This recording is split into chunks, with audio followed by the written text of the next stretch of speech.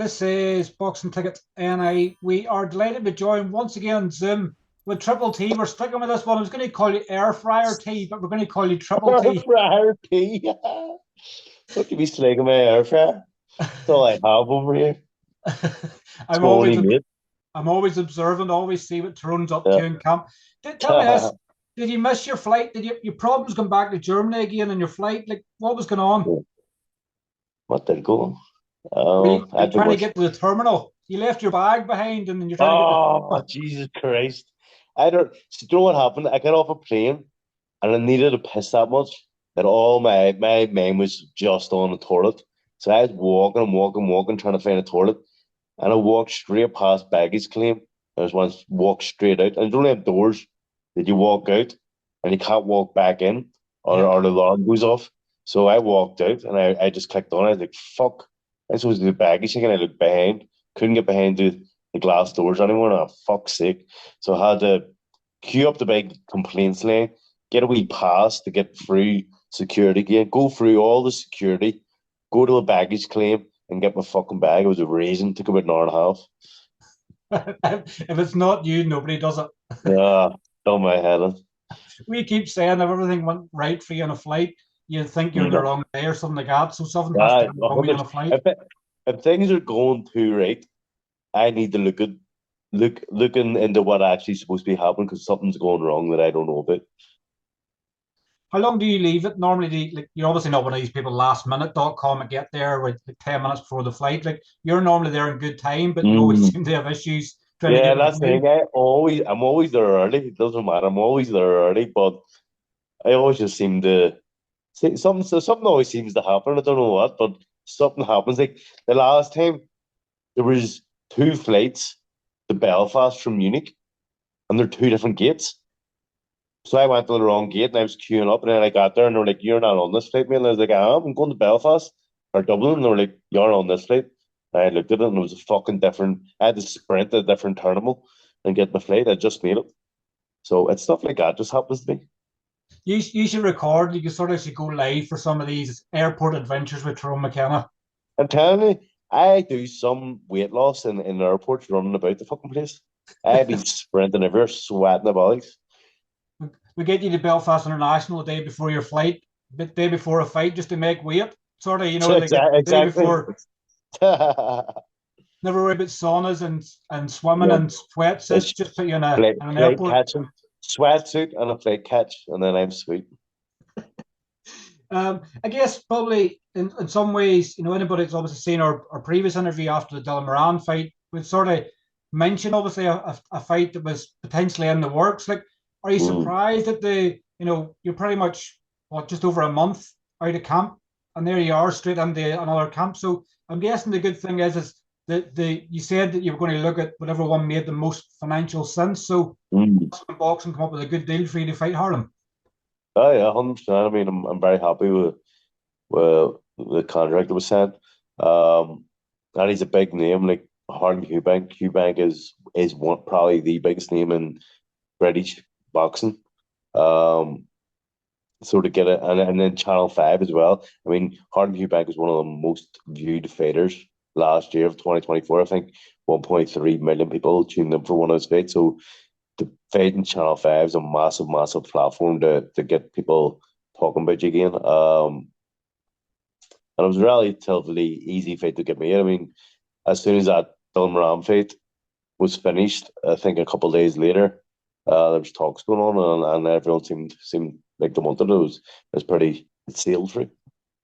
Like obviously you and Harlem, I've seen these obviously at shows and stuff before. These are very close, very pally. Like there doesn't need to be any bad blood in this way, or are we Fuck thinking him, of the there's wrong no way with problem. Tyrone McKenna? Fuck that guy is getting knocked down. Joking. Yeah. Nah, no, there's no problem. I think, as I said, I do like Harlem. Harlem's a nice guy. Um, but he is going to pay for the time that he stole my spot on the podcast. No one steals Tyrone's spot. Only joking. But there's not going to be a bad blood. I mean, I'm not going to make up any bad blood with a guy that I like and try and sell it that way. But what I am going to say is that I don't think Harlem's ready for a step up of my caliber. I don't think He hasn't had any amateur background. He hasn't had any real gritty, tough fights in pro. Um, he's been kind of guided to where he is now, 20 and he's never really fought anyone. So I'm not being disrespectful, but I just don't think he's ready for the step up that he's going to take here. Um, I think it's going to be too much for him. I think the work rate, the hate, the the just heart and determination is going to be too much for him. You coming off, obviously, and I sort of said to you yesterday in my message, like you coming off, obviously, a stoppage one for the first time in so long. Like, well, obviously, you already know you have power and everything from what you do in sparring, but does that instill a different type of confidence in you now that rather than sort of just stand in the pocket, sort of having a Mm. toe to toe sort of thing, you're going to try and finish people now? Is this a new wave for Tyrone McKenna? Well, it's the first time that I've actually felt like I've properly filled into to being a welterweight. I think previously I was just a lazy fat bastard that didn't want to train too or didn't want to diet too much to make weight. And Chris Jenkins, I just fought at 147 and then I fought Lewis Crocker 147 and it didn't even on the scales you looked at me, I didn't look like I was 147. I think against Don Ram was the first time you looked at me on the scale and you went, that guy's ripped to shreds. That guy has filled out. I'm being a welter, I feel strong at this weight. I've been doing a lot of weights. It's kind of I think the first time that I've been really, really dedicated to weights, a weight program and building strength and looking for those power shots. So I think I enjoyed it. I enjoyed an early night. I haven't had one of those in a while, as you said, and I think it's. I want all my face to be like that. I want all my face to be done in 2 rounds. To be fucking great. So yeah, I'll be going out with the mentality of going for a stoppage. I feel very confident in my power. I've always said my whole career, I've never been weak. I've always had power. I just don't execute it on the night. I don't go for power shots. I go for volume over power. And I think this now next one, maybe I'll start picking my shots more and going for the bigger shots because I know I can punch. Like anybody that obviously watched the fight with Dylan, like probably one of the things I would say the most, like your timing, your selection of your punches, like when Mm. you were catching Dylan on the way in as well, like people would have sort of looked at that and probably thought that's not Tyrone McKenna. Do you put some of that down to your new partnership with him? Yeah, well, we we've done a lot of video analysis during the last camp. Sat down, watched, studied Dilmran and seen his flaws and really practiced and really drilled in what we thought was going to work and on the night that is what worked. Um, so yeah, Tim's a great coach. He's a very dedicated coach. He gives you 100%. Um, and that's what we've done. We looked at the videos and we worked on that the whole camp and it paid off. So we've looked at videos of Harlem. We've seen what we think is going to work with him. And we're going to be working on that the whole camp. So hopefully it pays off again.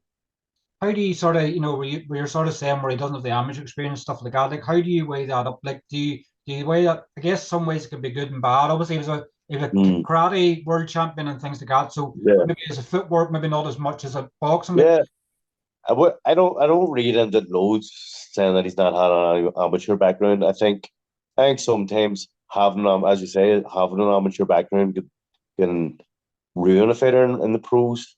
Like they can stick to their amateur style, which isn't kind of suited to pro. Whereas he's came in straight to pro. He has only learned the pro way. So and he's had the best coaching and the best kind of platform to do it. So I mean he's going to excel in the 4 years that he has been pro. So he is a good fighter. I wouldn't say he looks like a novice. Most fighters have only been boxing 4 years, look like novices. He doesn't. He's good footwork. He's good hand speed. He's good combinations. Maybe down to the karate or whatever. But and I think he done football as well. So I mean, probably he does have good footwork. He does have good feet. But I just don't think he's got it in him to take on the main Calibre. Eubank name, obviously, with Irish fighters, obviously doesn't seem to bode too well in the past. Obviously, No, I think we're something made me right. We're in the 30th anniversary this year. Obviously, Eubank Collins won. really. So I think it's So the 30th year coming up, if I'm right. I've Um, I've took I've took inspiration, and I'm going to hire. a mental strength coach for this fight, and do a Steve Collins on Eubank. It's that mentality game that obviously sometimes you tried to get on the fighters before a fight, you try and break them down before the fight. Like Mm. they obviously early days when Steve Collins done it and Chris Eubank was going, like, I'm not going to fight him. He just completely got to him. Like obviously Mm. you've been known as the entertainer. Obviously you No. show up in weigh-ins and do all sorts. So like the mentality game's already there for you. So just get Steve Yeah, Collins as part of the corner. that'd be good. Didn't even think of that. But listen, I love back and forth. I love all that kind of shit and getting people's heads and getting in fighters' heads and fight week and stuff. So obviously that's something I'm good at, I think, and it's something that I like to bring to the table every fight. So this will be no different. Might have been Steve Collins that started it, but I do it on my own accord as well. So, but mental strength coach Stephen Collins may be on to something. Who knows? Get yourself an Irish Wolfhound and buy yourself what was the car he bought and stuff as well. Like he totally went to town. Serious? I didn't know Yeah, that. he had like an Irish Wolfhound, he got a big suit and stuff on, and that was for the press conference and things like that. And he just Fuck off. I need to get my favorite dog is an Irish Wolfhound. So I need to get one of those just for the press conference. just picking this back up with Tyrone. Unfortunately, battery issues obviously caused an And outage. see the problem is as well, my charging lead is about that long. So I can't even like charge it while I'm talking to you. So that's the reason why we've got two different locations now. I was just I was just saying to him before we cut off. Obviously, you love really good fights. Obviously, you've been involved in a lot of really good fights. Six Mm, days before your fight with obviously the Battle of Ireland, a former mm. opponent of yours in Lewis Crocker, a former spar partner of yours in Paddy Donovan, obviously clashed in the SSE Arena. Are you like myself, where you're sort of on the fence? You just want a really good fight. How do you see It's that not going? it's not even that I'm on the fence. Like for the public, it's not like I'm saying, "Oh, I don't know who's going to win." For the public, it's genuinely I don't know who's going to win. Like if you ask me, like in my spars with Paddy, I wouldn't hit the guy for the first 3 rounds. Like if he didn't want me to hit him, I didn't hit him. He's that good feet work. Obviously, it did get them in the later rounds after a while, but like if he was in the mood, he'd a very hard man to hit. But Lewis bangs like fuck. Like it's so hard. Like I'm not saying Lewis isn't just a banger. Like he can box as well. He's smart, but if we're talking about realistically, I think Paddy's the better boxer. He's the better feet work. His hand speed's unbelievable. But I think Crocker's probably the puncher in there. Um, so really, in my eyes, it's Paddy wins in points or Crocker wins by knockout, and I don't know which. I genuinely don't know which. Like that could change for you tomorrow. You could probably say that Lewis is a better boxer and Paddy is better. Like it could change 100%. on a daily I basis. could be, and genuinely could be anything. They're both lethal. They're both very, very good. I genuinely believe it's whoever trains the hardest in this camp. It's whoever comes to the fight with the best mindsets winning. Because I believe they're both very, very close in Level to each other. level and talent. They're extremely similar. It's just going to be who can perform better on the night and who's give the better comp. That's what it's coming down to, I believe. It's for you, obviously, with you fighting Harlem, obviously 6 days later. Obviously, that's a nice saving grace. Like you'd love to have been on the undercard of that card, but I the know, Harlem I know. Eubank fight in Brighton away from home is the perfect remedy for it.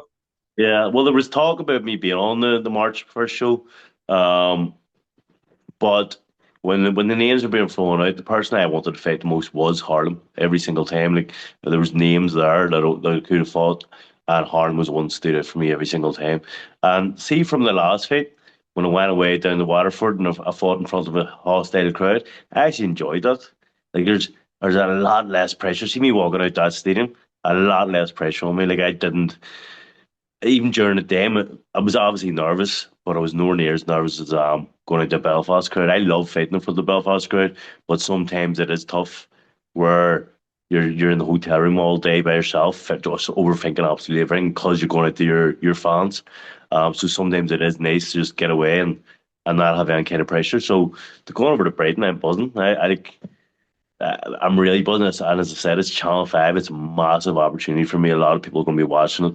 Um, And yeah, there's no pressure on me selling. Especially now that I'm away in Germany, it's very tough for me to be on the ticket sales the way I am normally in Belfast. But so it is nice to be a away fighter and not have to worry or stress about all that kind of stuff. Obviously, would love to be in my hometown fighting for my home people, but um, they can all watch it on Channel 5. It's free. And like this is your third back to back main event as well. So like from you always Mr. Main have Event. yeah third one straight back to back. Obviously, I know the Pro Box card last time out it was sort of split, but obviously everybody's I was with the main event. the main event. I was the main event. But no, Um, do you know what? It just shows that no matter if it took a beat or whatever, I'll still have the fan base to headline a show. I'm still a name that I can headline a show. Um, Promoters and managers still look at me as a man that can sell tickets and that can put on a show. So it's a compliment in a way that I've headlined the last three times because I have had defeats and I'm still doing it. So it's good to see that the fans still come out and support me no matter what. They're guaranteed entertainment every time, and that's why they do come out. And that's what I try and do. I try and give them their money's worth every single time. so you want everybody in Brighton to hate you. You want them to boo you so much, obviously, because that's just going to spur you on even more. Like you don't want them to all be all, oh, there's Tyrone waving and shouting so mad. You want them to be booing you Well, going out. you know what? It was a nice surprise if a lot of them cheer me on, but I don't mind. Like people say, "Ah, you're a way fighter going into the cauldron and all that shit." That means nothing to you. Like I don't know why anyone even cares about that because at the end of the day, you're going in to stand in the middle of the ring with one man and punch the head each other. It doesn't matter what fans are. Sometimes it's nice to have a fan when you're in trouble and they're roaring you on, to spur you on, but at the same time, sometimes that's my downfall. The crowds there roaring me on, to spur me on, and I go into wars. So sometimes it's nice just to be in your own head and be able to dictate what way you should be fighting, what's working for you, instead of letting your heart lead you and try and entertain the fans. And like it hasn't been good for, what is it? Is it 10 rounds? Is it the main event or like obviously this Not stage by 12 rounds. 12 rounds? So I hopefully like I think somebody asked me yesterday, is there going to be a title on the line? Like you and Harlem have both been ranked highly with the WBO before, so Mm. obviously I don't want you getting into any trouble. I'm obviously sending out, but obviously I'm guessing there's going to be a title on the line of some sort. Yeah, 100%. I've asked and said yes, so we're trying to get a decent title on there. I don't know whether it's going to be IBF, Intercontinental, or a WBO or whatever, but they are going to get a title on the line, hopefully. Um, so hopefully we'll find out next week or two. There's a press conference going to be happening in the next few weeks as well, so there'll hopefully be news on that date. And how do you see the fight going? Obviously, with Harlem, obviously, I know you have the respect there and everything else. Like, how do you see the fight going? Like, is this going to be the start of every fight? Now to the end, it's going to be thrown sparking people out. This is it, as you say, Triple T is coming. Now, how do I see it going? I, I just think it's very hard to deal with a man with my kind of pressure. When I want to go to war and when I feel good to just go to pressure and let the hands loose, I think it's very hard to keep me off. I'm such a tall fighter and you can feel the presence in the ring of how big I am that it's just tough for people to keep me off. And I believe he's gonna find it very tough. Um because he's not been in those real gritty, tough trench fights. Um, and this is his first time getting a taster of it, and it's my bread and butter. It's this thing I fucking love doing. So we'll see. We'll see what he is actually made of on March 7th. Well, listen, as always, obviously, thanks for coming on and having a chat with us. Obviously, we know it. Obviously, it helps you in camp from Germany having people back home to speak to you. But thanks for coming on and having a chat. 100%. Obviously, we look forward to seeing the press conference a couple of weeks' time, and I'm sure we'll get a catch up with you before fight night. 100%. Cheers, Ron. Take Yeah. care. Thanks. Yeah. Bye. Bye. Bye. Bye.